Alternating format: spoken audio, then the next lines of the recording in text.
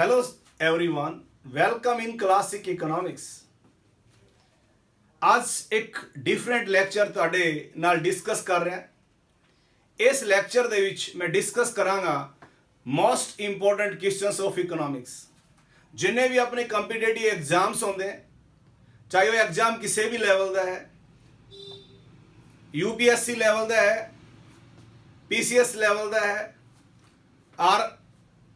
RBI ਦਾ ਹੈ, staff selection commission का है या कोई होर है, या अपने एजुकेशन डिपार्टमेंट्स ਦੇ ਵਿੱਚ बहुत सारी पोस्टां निकलਦੀਆਂ किसी भी लैवल की, चाहे प्रिंसीपल लैवल की है, बीपीओ लैवल की है या कोई होर पोस्ट है, उस दे विच जो इकोनॉमिक्स सबजैक्ट आंदा है उस दे नाल रिगार्डिंग क्वेश्चनस आउंदे अपने इकोनॉमिक्स उहदे विच सिलेबस से है।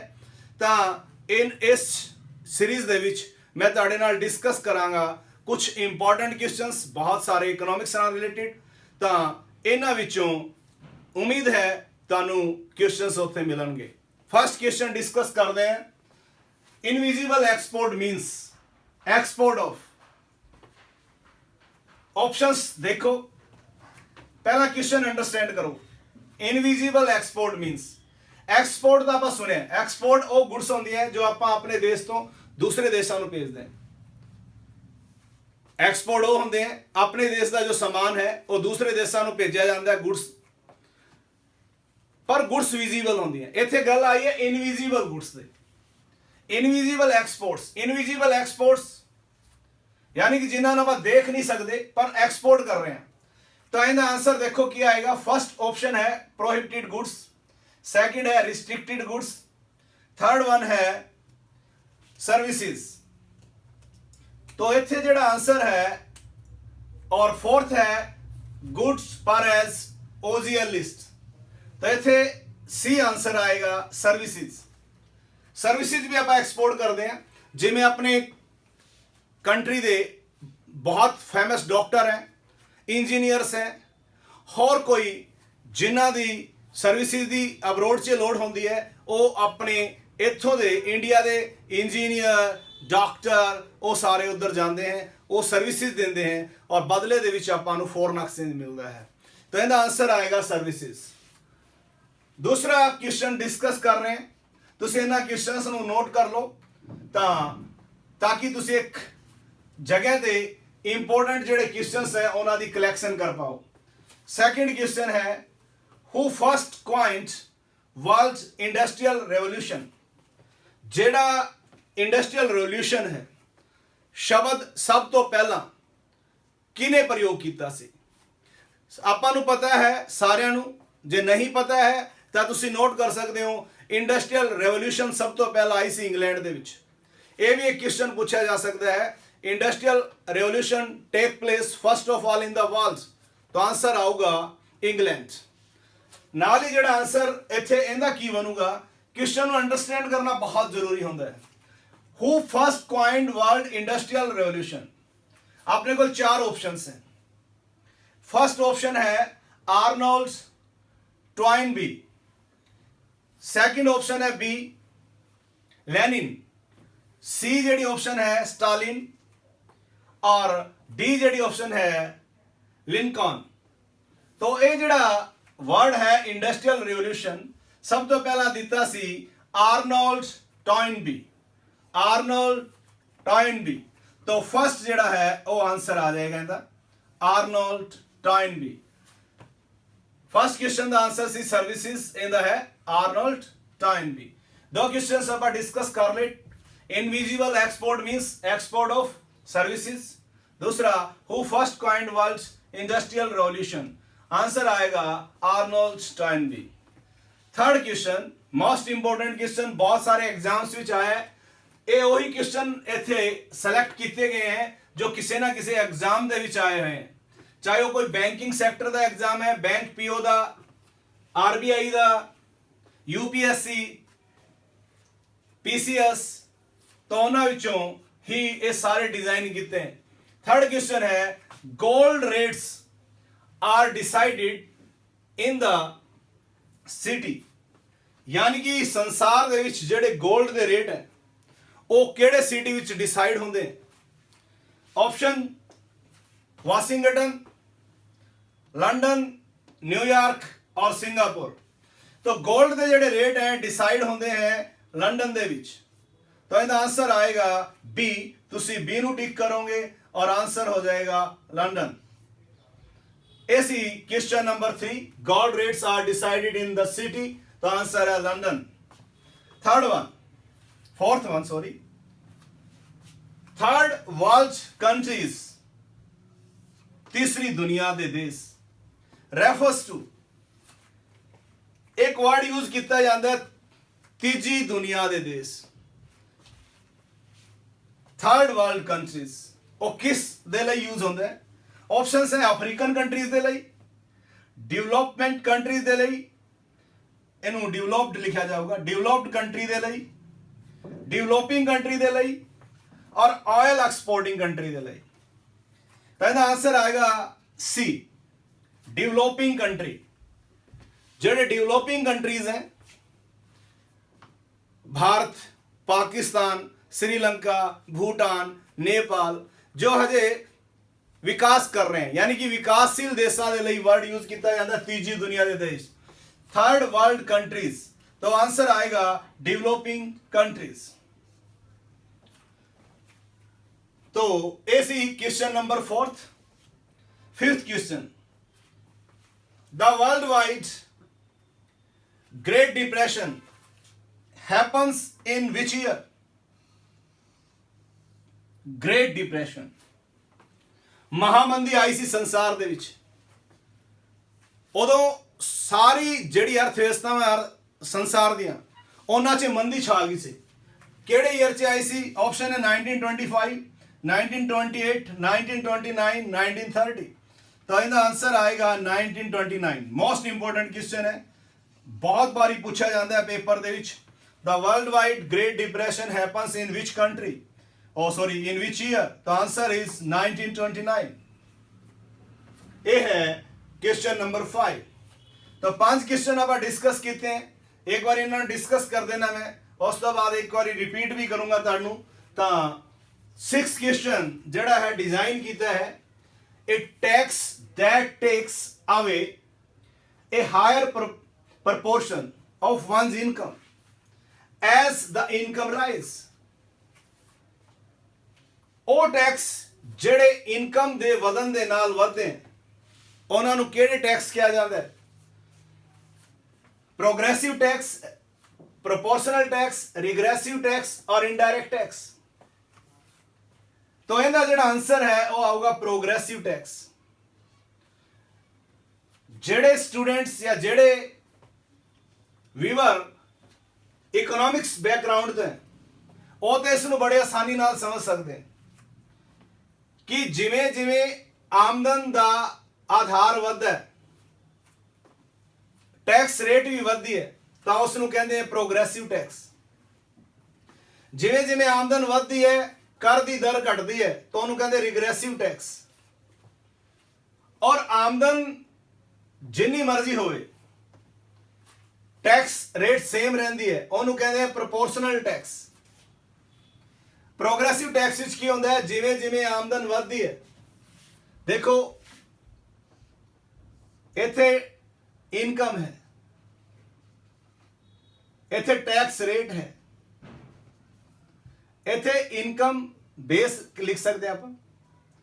जेकर रेट करो इस तरह है पॉजिटिव स्लोप, जिमें जिमें इनकम वधदी है टैक्स रेट भी वधदी है, तो यह होंदा है प्रोग्रेसिव टैक्स। तो इत्थे आई क्वेश्चन पूछा सी, a tax that take away a higher proportion of one's income as the income rise is called तो progressive tax।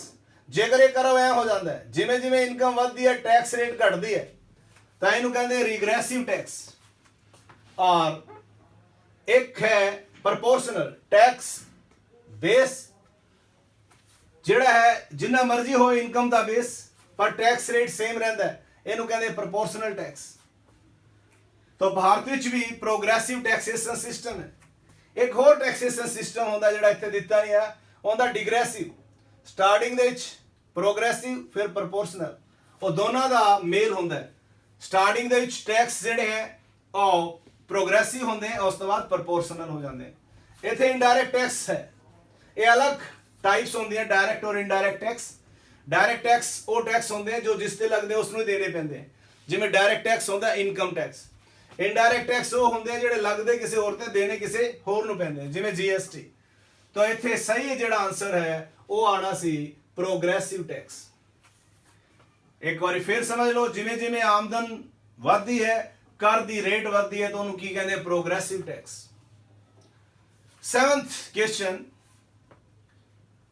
Fresh evaluation of every item of expenditure from the every beginning of each financial year is called. जदों भी financial year start होंदा नवा financial year 1 अप्रैल तो लैके 31 मार्च तक होंदा है। 1 अप्रैल नूं जदों वा फाइनेंशियल ईयर स्टार्ट करते हैं तो एक फ्रैश एवेल्युएशन स्टार्ट करते हैं, सारे तरह के जिहड़े खर्चे हैं उन्हां दी एक फ्रैश एवेल्युएशन स्टार्ट करते हैं। तो इहदे च आंसर क्या होगा, इहनूं की कहांगे, fresh budget, performance budget, deficit budget और जीरो बेस बजटिंग। तो इहदा आंसर आएगा zero base budgeting, ZBB, zero base budgeting. इहदा मतलब पिछले सारे आमदन और खर्च उन्होंने जीरो करके नवे सिरे तो एक फ्रैश एवेल्युएशन स्टार्ट की जाती है, उसनूं कहते हैं जीरो बेस बजटिंग। बहुत इंपॉर्टेंट क्वेश्चन है जीरो बेस बजटिंग। कई बार ZBB की फुल फॉर्म भी आ जाती है, ZBB, zero base budgeting.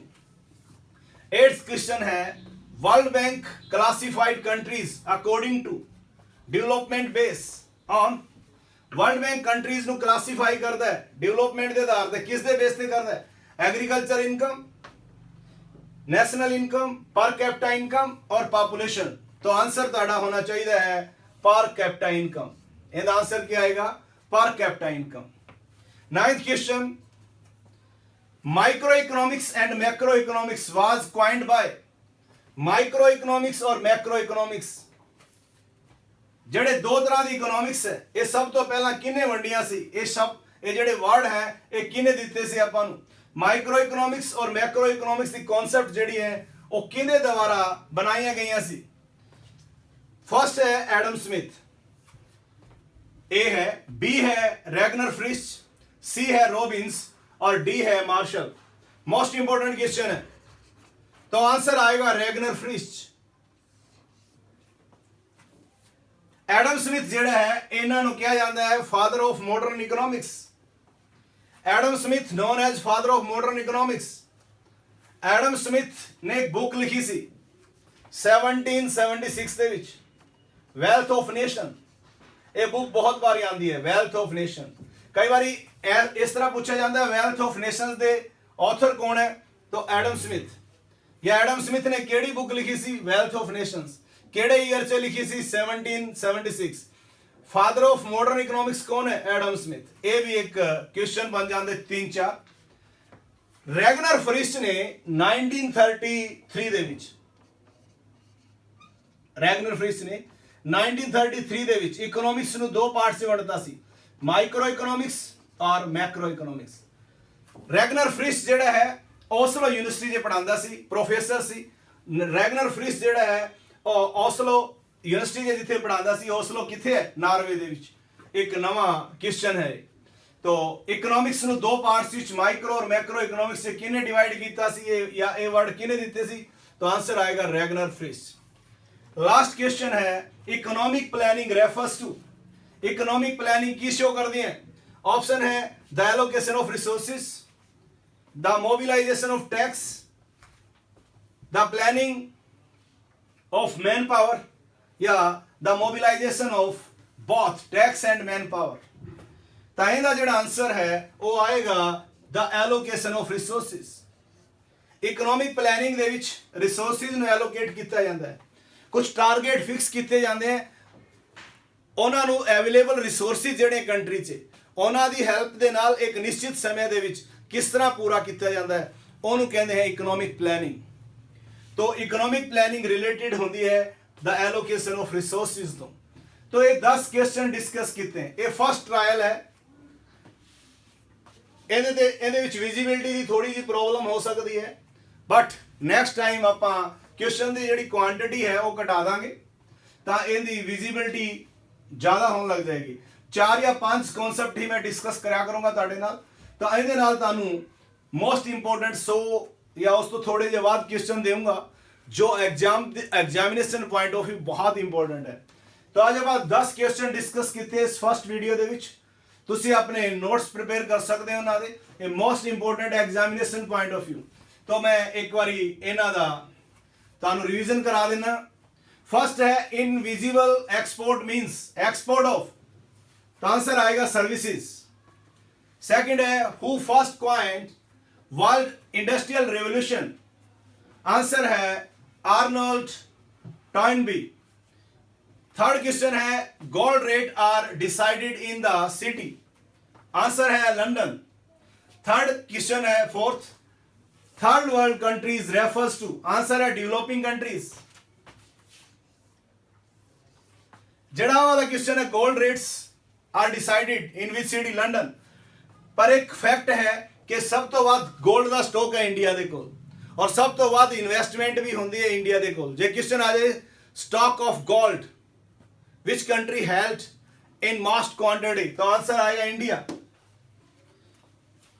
Next question इत्थे आप डिस्कस किया है the world wide great depression आई सी 1929 दे विच the tax which take away the higher proportion of one's income rise, answer आएगा progressive tax. Fresh evolutions of every item of expenditure from the every beginning of each financial year, answer आएगा zero base bursting. World bank classified countries according to per capita income. Micro and macroeconomics was coined by Ragnar Frisch, or economic planning refers to allocation of resources। इस तरह भी तुसी learn कर सकते हो 10 दे 10 question. ये first effort सी, इस दे कुछ कमियां रह गई होणगियां तो कोशिश करांगे तुहाडे कोल most important questions of economics लेके आइए ताकि जो बच्चे जो कंपटीशन की तैयारी कर रहे हैं, डिफरेंट एग्जाम्स की तैयारी कर रहे हैं, उन्होंने भी बेनिफिट हो सके इस चैनल के थ्रू। तो ये सी फर्स्ट लैक्चर। नैक्सट इस सीरीज का जो सैकेंड पार्ट आएगा ये पार्ट 1 है, उस दे लई तुसी वेट करो। इस विच कुछ कमियां जरूर रही होणगियां तो नैक्सट दे विच उन्होंने जरूर दूर करांगे क्योंकि फर्स्ट एफर्ट सीगा, क्योंकि बोर्ड ते इन्हां नूं कराना ऑप्शनल क्वेश्चन नूं MCQ नूं थोड़ा डिफिकल्ट है, स्पेस बहुत थोड़ी है। तो मैं सोचदा कि उस नैक्सट दे थोड़े जे क्वेश्चंस जिहड़े उन्हां दी क्वांटिटी नूं आपां घटा दईए ते तुहानूं अच्छा मैटर। मेरा पर्पज है सिर्फ एक्सप्लेनेशन देनी, क्वेश्चंस तो तुहानूं किते भी मिल जाणगे। इहदे विच दो ही फायदे होणगे तुहानूं। एक फायदा होगा कलैक्शन का, इंपोर्टेंट क्वेश्चंस का, वो तुहानूं कलैक्शन मिलेगी। दूसरा की है एक्सप्लेनेशन, इकोनॉमिक्स दे रूप च एक्सप्लेनेशन, जो बहुत जरूरी है। रट्टा लाओगे भुल जाओगे, स्किप कर जाओगे आंसर नूं। ਜਦੋਂ ਤੁਸੀਂ उस चीज़ ਨੂੰ समझ लोगे, ਉਹਦੀ कनैक्टिविटी समझ लोगे, इकोनॉमिक बेस समझ लोगे तो बेनिफिट होएगा। तो नेक्स्ट लैक्चर से मिलते हैं। चैनल को सब्सक्राइब करो, पूरी वीडियो देखा करो तो जड़ा बैल आइकन प्रेस करो कि सब तो पहला नोटिफिकेशन तुहानूं मिले। वीडियो नूं मैक्सिमम तैयारी करने वाला नूं शेयर करो। Thanks a lot.